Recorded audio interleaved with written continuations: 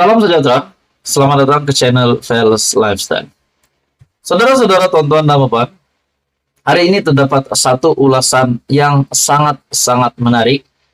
Satu ulasan yang pasti membuka mata, pikiran, dan telinga ramai orang. Mungkin di dalam politik Malaysia kali ini, kancah politik Malaysia, keadaan politik Malaysia yang semakin hangat, walaupun setelah berlabuh tirainya pilihan raya negeri. Bercakap tentang pilihan raya negeri, kita melihat sebelum PRN lagi, Tun Mahathir, bekas Perdana Menteri 2 kali, yang dilihat berbaik-baik, berdamai dengan kepimpinan Perikatan Nasional, bersatu dan pas dengan Muhyiddin Yassin, dengan Tan Sri Abdul Hadi Awang. Setelah berlabuhnya tirai pilihan raya negeri, dapat dibuktikan, dapat disahkan tanpa Tun Mahathir pun PAS bersatu dan Perikatan Nasional mampu menang banyak kerusi.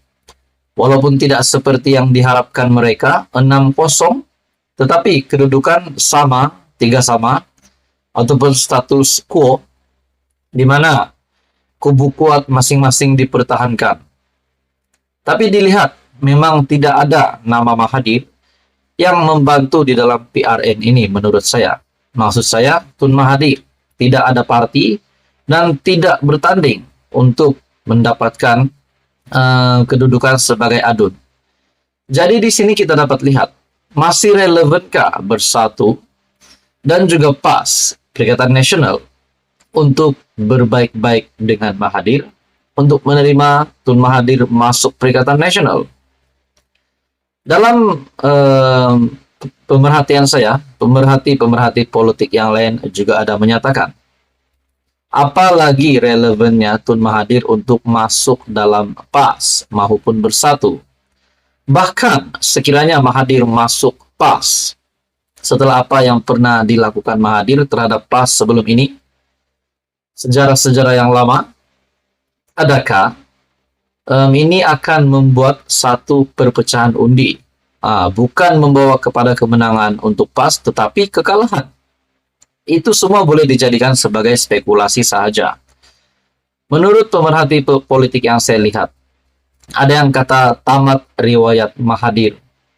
Bukan tamat riwayatnya sebenar, tetapi tamat riwayat Tun Mahathir sebagai ahli politik. Bahkan selepas pilihan raya umum ke-15 pun, sudah disahkan Tun Mahathir. Sudah banyak yang membuat spekulasi, Tun Mahathir akan umum peletakan jawatan dari ahli politik, sebagai ahli politik. Pertama, beliau sudah meletakkan meletakkan jawatan dalam Parti Pejuang. Kedua, dalam Gerakan Tanah Air GTA. Tapi pada akhirnya beliau sekali lagi masih lagi ingin bertanding di dalam kancah politik Malaysia yang semakin hangat hari demi hari.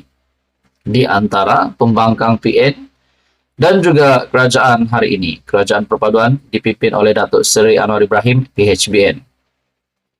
Saudara-saudara, bukankah di sini dengan umur Tun Mahathir yang sekarang 98 tahun, tahun depan 99 tahun.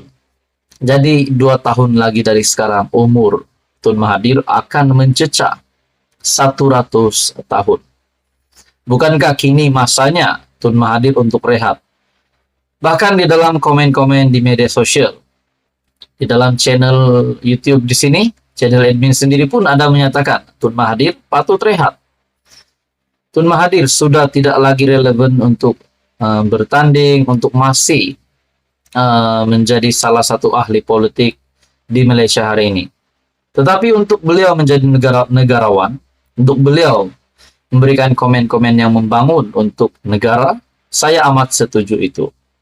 Tetapi untuk masih relevan, masih aktif dalam politik, bagi saya secara pribadi, mungkin sudah tiba masanya Tun Mahathir untuk rehat, seperti mana yang dinyatakan oleh netizen, oleh penyokong Mahathir sendiri. Biarlah kerajaan PHBN hari ini dan juga Perikatan Nasional Jadi Tun Mahathir mungkin bolehlah rehat di rumah, mungkin bolehlah terus bersama dengan keluarga, meluangkan masa lebih dengan keluarga. Jadi pendapat saya itu saja, bukan berniat buruk. Kita berharap Tun Mahathir akan tetap sehat. Saudara-saudara, teruskan bersama di dalam channel ini untuk info yang seterusnya. Mohon juga bantu channel ini dengan menekan butang like, share, dan juga subscribe. Tuan-tuan dan puan yang amat dihormati sekalian, setelah kita dikejutkan dengan Muhyiddin Yassin yang dilepaskan ataupun dibebaskan 4 case, akhirnya beberapa kepimpinan dari Bersatu dan Perikatan Nasional ataupun dari Bersatu, Ketua Pemuda Bersatu Wan Ahmad telah membuat satu kenyataan menggesa Tan Sri Azam Baki dan Peguam Negara Tan Sri Idrus Harun untuk meletakkan jawatan. Pada akhirnya, saudara-saudara, dalam sebuah artikel dari biharian.com, ini pengakuan ataupun pendedahan Peguam Negara Tan Sri Idrus Harun yang pasti membuat ramai kepimpinan PN pening kepala. Menurut artikel dari biharian.com, tiada sebab untuk AGC teliti semula kes yang sudah didakwa, kata Idrus. Jabatan Peguam Negara ataupun AGC menegaskan setiap keputusan untuk melakukan pendakwaan dibuat selepas meneliti dan menimbang sepenuhnya keterangan dibentangkan oleh penguatkuasaan serta undang-undang berkaitan. Susulan itu, Peguam Negara Tan Sri Idrus Harun menegaskan yang tiada sebab munasabah untuk jabatan berkenaan meneliti semula kes yang sudah dibawa ke mahkamah untuk tindakan pendakwaan. Susulan daripada laporan media yang memetik kenyataan yang dikeluarkan oleh Ketua Pembangkang Datuk Seri Hamzah Zainuddin, Jabatan Peguam Negara menegaskan bahwa jabatan ini tidak mempunyai sebab untuk meneliti semula kes yang dipertuduhkan di mahkamah. Tidak terdapat sebarang campur tangan politik atau tekanan untuk memulakan apa-apa pendakwaan. Jabatan Peguam Negara sentiasa bertindak secara bebas dan profesional mengikut tata cara yang ditetapkan dalam memulakan pertuduhan terhadap mana-mana individu, katanya menerusi kenyataan hari ini.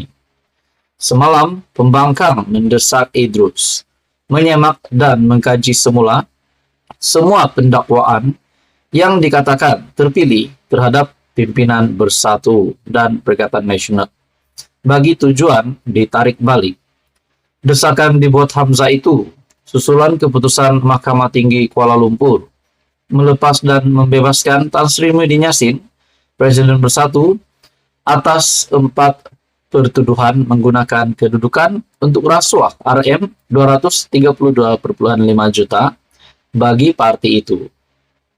Hamzah yang juga Setiausaha Agung PN berkata, dalam membuat keputusan itu, Mahkamah bukan saja memutuskan pertuduhan ke atas Muhyiddin, yang juga pengurusi PN itu sebagai cacat, tidak berasas, kabur, serta tidak selaras dengan Kanun Tata Cara Jenayah, malah dalam kesalahan penggunaan proses mahkamah.